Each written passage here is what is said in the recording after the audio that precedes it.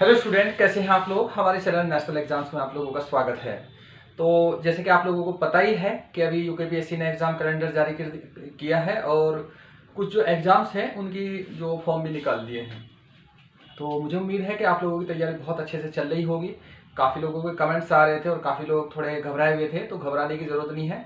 बाकी आप लोगों ने जिन लोगों ने कहीं फीस जमा कर दी किसी कोचिंग में, यहाँ फीस देने की आपको ज़रूरत नहीं है। कंप्लीट कोर्स होगा और पूरा कोर्स होगा, ठीक है। जो सिलेबस में है सिलेबस के अकॉर्डिंग कंप्लीट होगा। हाँ, धीरे धीरे करके थोड़ा सा टाइम तो लगेगा ही। देखो, आपका एग्जाम से पहले कंप्लीट करा देंगे, इतना है, गारंटी है। आपको कुछ नहीं करना, हमारे चैनल सब्सक्राइब करना है, अपने फ्रेंड्स में शेयर करना है, ठीक है। और चलिए चलते हैं ज्योग्राफी क्लास है। आज ज्योग्राफी की थोड़ी सी क्लास रहेगी, बहुत ज़्यादा नहीं रही। उसके बाद आप लोगों को हिंदी की क्लास प्रॉपर मिल ही रही है, उत्तराखंड की क्लास शुरू होने वाली है। तो आप लोगों को जितना भी मटेरियल दिया जा रहा है, जितनी क्लासेस दी जा रही, तो वो क्लास आप अच्छे से तैयार कर लें। और इसके अलावा कुछ नोट्स है जो हम यहाँ नहीं लिखवा सकते, तो हमारा फेसबुक पेज है नेशनल एग्जाम्स के नाम से, ठीक है। इस वीडियो के डिस्क्रिप्शन में भी लिंक है, तो आप वहाँ से आके उसे फॉलो कर लें। उसमें क्या होगा कि जैसे भी कोई चीज़ हम अपलोड करते हैं तो वो आप लोगों को मिलता रहेगा टाइम टू टाइम। कुछ बुक्स ऐसी हैं जो मार्केट में नहीं है, कुछ या नए नोट्स हैं जो आपके एग्जाम के लिए बहुत ज़रूरी है, वो मिलते रहेंगे आप लोगों को, आप वहाँ से उसे पढ़ते रहें। चलिए शुरू करते हैं भारत की नदियाँ, ठीक है। आज की वीडियो थोड़ी छोटी बनेगी क्योंकि यहाँ के बाद हम डिटेल से करेंगे भारत की नदियों में। इसके बाद दो वीडियो बनेगी और, ठीक है, 2 वीडियो में हम ख़त्म कर देंगे। अब समझना, कॉन्सेप्ट समझना जरूरी है, क्योंकि ऐसे तो डिटेल समझा देता मैं, लिखवा देता आप लोगों को, लेकिन क्योंकि यूकेपीएससी एग्जाम लेगा तो थोड़ा अच्छे तरीके से करना पड़ेगा।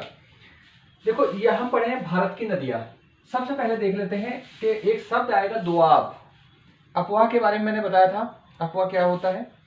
और एक तो शब्द आएगा दोआब और एक आएगा नदी घाटी। तो पहले इनका मीनिंग समझ लेते हैं, उसके बाद हम चलेंगे आगे। सबसे पहले देख लेते हैं दोआब। ये होता क्या है दोआब, ठीक है। दोआब होता क्या है, तो दो नदियों का जो बीच का क्षेत्र बोलता है उसे बोलते हैं दोआब। दोआब। तो मान लो कि ये एक नदी ऐसे जा रही है और एक नदी ऐसे जा रही है, ये जो बीच का क्षेत्र होगा इसे हम बोलेंगे पूरे को दोआब। तो ये कौन होगा, इसे बोलते हैं दोआब। तो लिख लेते हैं इसकी छोटी सी परिभाषा, क्योंकि कभी एग्जाम में पूछ सकता है। तो इसमें कहेंगे इसे दो नदियों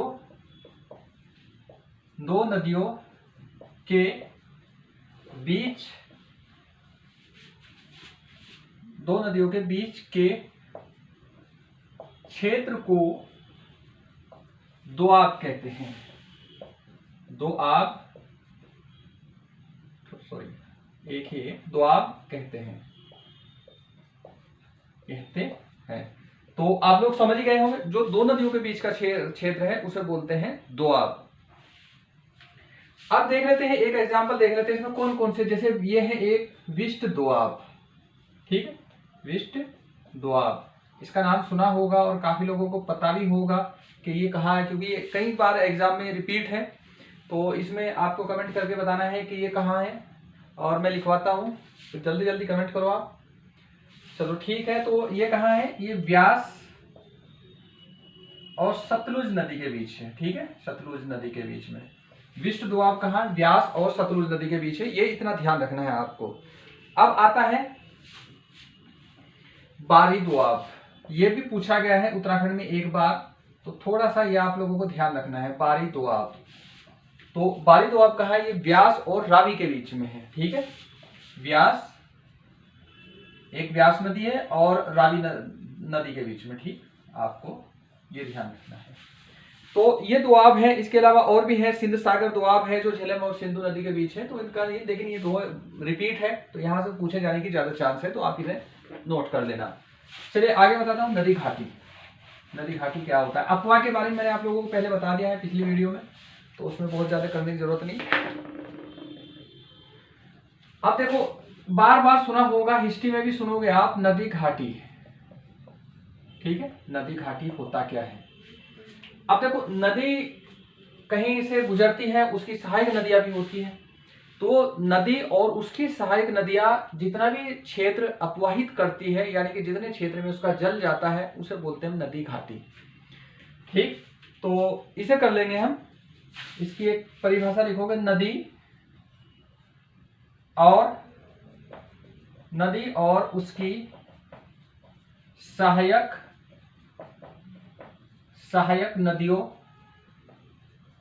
नदियों द्वारा अपवाहित क्षेत्र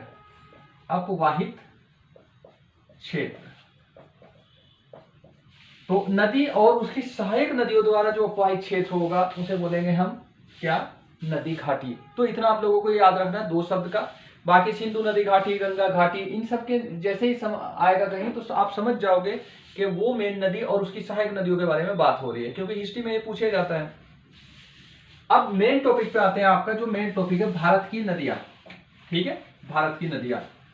अब देखो क्वेश्चन यहां से बहुत चांस बनते हैं, क्योंकि अलग अलग टाइप के क्वेश्चन रहते हैं, तो इसीलिए हम इसे डायग्राम बना के समझेंगे। आप लोगों को बहुत ध्यान से समझना है। जो लोग नए हैं तो वो पिछली वीडियो का थोड़ा सा जाए, ज्योग्राफी के नाम से जो प्लेलिस्ट है वहां उसमें देख ले, सारी क्रमशः ये लगी हुई है वीडियो।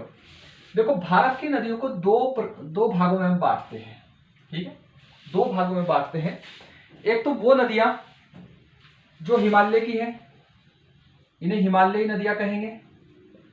मैंने, जो लोग नए हैं वो अच्छे से ध्यान रखें, क्योंकि मैंने बहुत डिटेल से वर्ल्ड ज्योग्राफी समझाई है, उसके बाद इंडियन ज्योग्राफी चल रही है और मैपिंग करके बताई है। तो आप पिछली वीडियो जरूर देख लें, और जो पहले से देखते आ रहे तो आप अपने माइंड में हिमालय का मैप रखें, भारत का मैप रखें, ठीक है। हिमालयी नदियां, और दूसरी कौन सी नदी है उन्हें बोलते हैं प्रायद्वीपीय नदी या दक्षिण भारतीय नदी भी बोलते हैं। तो प्रायद्वीपीय नदियां तो 2 प्रकार की है। कौन सी, एक हिमालय टाइप की नदियां और दूसरी प्रायद्वीपीय नदियां। ये आप लोगों को ध्यान रखनी है। आपसे क्वेश्चन पूछा जाता है निम्न में से कौन सी हिमालयी नदी है, कौन सी प्रायद्वीपीय नदी है। तो डायग्राम बनाएंगे अभी, आपके आराम से याद हो जाएगा। और बहुत छोटी छोटी नदी नहीं, मेन नदी पूछते हैं तो वही नदी कर लेते हैं अभी यहाँ। सबसे पहले देखते हैं हिमालय की नदियां होती कौन कौन सी। प्रायद्वीपीय हम बाद में देखेंगे क्योंकि बोर्ड छोटा है अभी। हिमालय की नदियां देख लेते हैं कौन कौन सी है। हिमालय में मोस्टली क्या सारा ही बनते हैं, 3 नदी तंत्र बनते हैं यहाँ। एक तो सिंधु का है जो सबसे पश्चिम में है, एक मध्य में गंगा है, एक उत्तर में कौन है, पूर्व में कौन है, ये ब्रह्मपुत्र नदी का सिस्टम। तो कोई मेन नदी और उसकी सहायक नदियों को मिलाकर कहते हैं नदी तंत्र, ठीक है। अगर पूछा गया, मैं कहूँगा सिंधु नदी तंत्र, तो इसका मतलब ये बात कर रहा सिंधु नदी और उसकी सहायक नदियों की। अगर मैं कहूँ गंगा नदी तंत्र, गंगा और उसकी सहायक नदियों की, तो हम अलग अलग करेंगे यहाँ और उनकी नदियां ध्यान रखें कौन कौन सी है। और फिर इसके बाद हम जो नेक्स्ट वीडियो में इनका एक पूरा डायग्राम बनाएंगे, और वहां डायग्राम से ही इन सारों को याद रखेंगे कि किसका उद्गम कहाँ से हुआ और कहाँ गिरा और उसके किनारे कौन कौन से शहर है, ठीक है। सारे इसमें कंप्लीट करेंगे हम।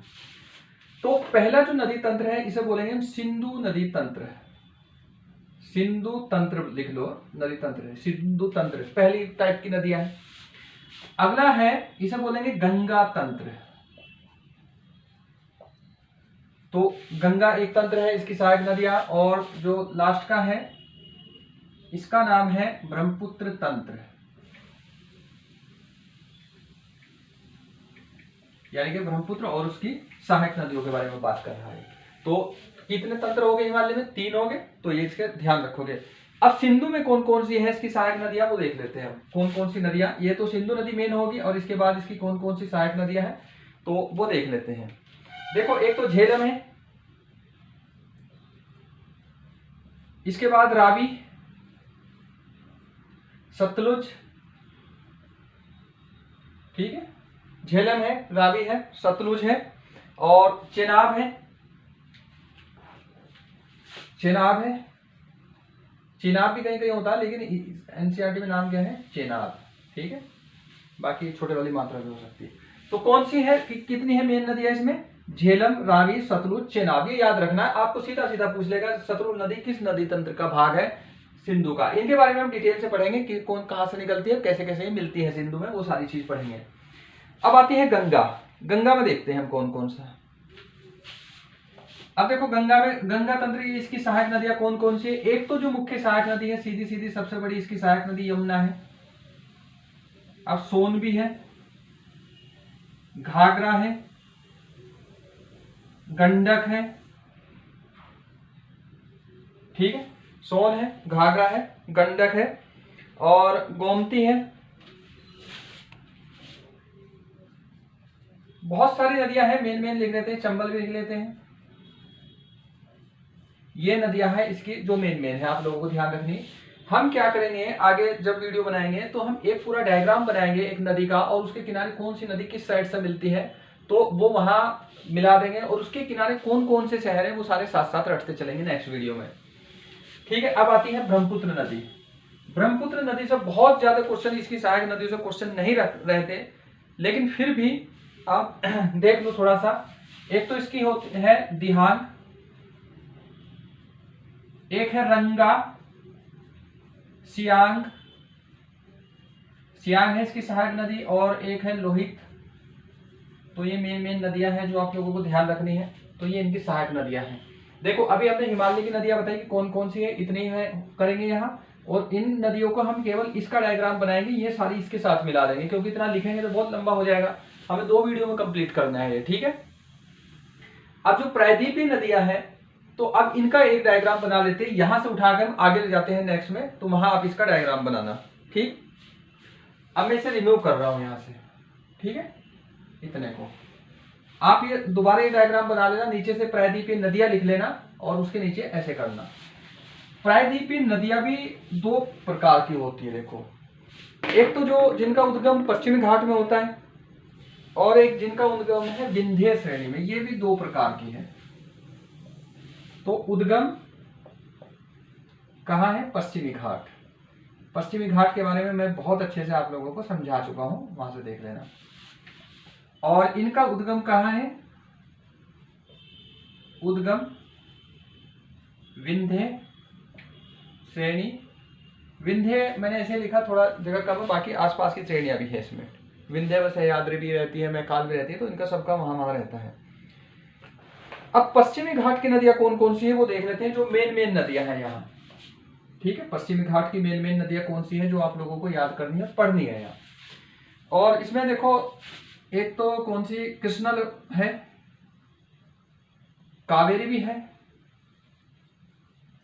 कृष्णा है, कावेरी है, और इसके बाद गोदावरी है, पेन्नार है। ये मैं थोड़ी लिख रहा हूं यहाँ, क्योंकि यहां से कमी पूछी जाएगी। गोदावरी है, पेन्नार है, और इन नदियों के जो लिखित नोट्स है, प्रिंटेड नोट्स जो है, वो आप लोगों को हमारे फेसबुक पेज पे मिल जाएंगे, वहां मैं 1-2 दिन में अपलोड कर दूंगा, वहां से आप इसे डिटेल से पढ़ लेना। यहाँ तो केवल आप लोगों को समझना है। ठीक है, अब इनका उद्गम जो होता है यहाँ से, ये कौन कौन सी होती है ये देख लो, मैं इनके नीचे करके लिख रहा हूँ यहाँ। ठीक, एक तो महानदी है, कमेंट करके बताना कि महानदी गिरती कहाँ है, और ये मैंने कई बार बताया है, महानदी है। नर्मदा है, और एक ताप्ती है। तो ये है यहाँ।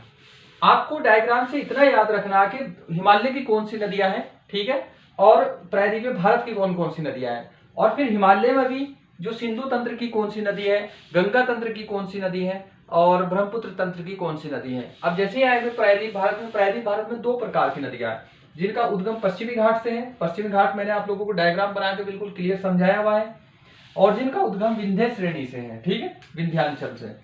तो इनके जो मेन 4 नदी है जो लगभग हर एग्जाम में पूछी जाती है, और इधर से भी 3 नदी है जो लगभग हर एग्जाम में पूछी जाती है, अगर यहाँ से क्वेश्चन रहता है तो आप लोगों को ये डायग्राम याद रखना है। आज की वीडियो थोड़ी छोटी बनेगी, क्योंकि कल लंबी बनेगी काफी वीडियो, शायद 1 घंटे के आसपास बन जाएगी, 2-2 1-1 घंटे की वीडियो बनेगी, तब वहां से हम इसे कर लेंगे।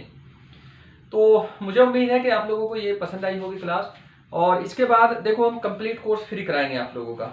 आपको कुछ नहीं करना, आपको शेयर जरूर करना है, क्योंकि अभी हमारे चैनल पे इतने व्यू नहीं आ रहे, तो व्यू ना आने की वजह से अभी नए लोग भी नहीं जुड़ पा रहे। तो इसलिए आपको क्या करना है, जितने भी आपके सोशल मीडिया कॉन्टैक्ट्स होंगे तो हमारी वीडियो शेयर करें। और टेस्ट सीरीज के लिए हमारे चैनल पर पहले से 10 टेस्ट की एक टेस्ट सीरीज है, फुल टेस्ट है। अगर आप इसमें करना चाहते हैं सेक्शनल टेस्ट सब्जेक्ट वाइज, जो टॉपिक वाइज है, उनकी भी जो प्लेलिस्ट है वहां जाके कर सकते हैं। पॉलिटी का है, ज्योग्राफी, इकोनॉमिक्स, सबके टेस्ट पड़े हैं वहाँ, और हिंदी के भी है।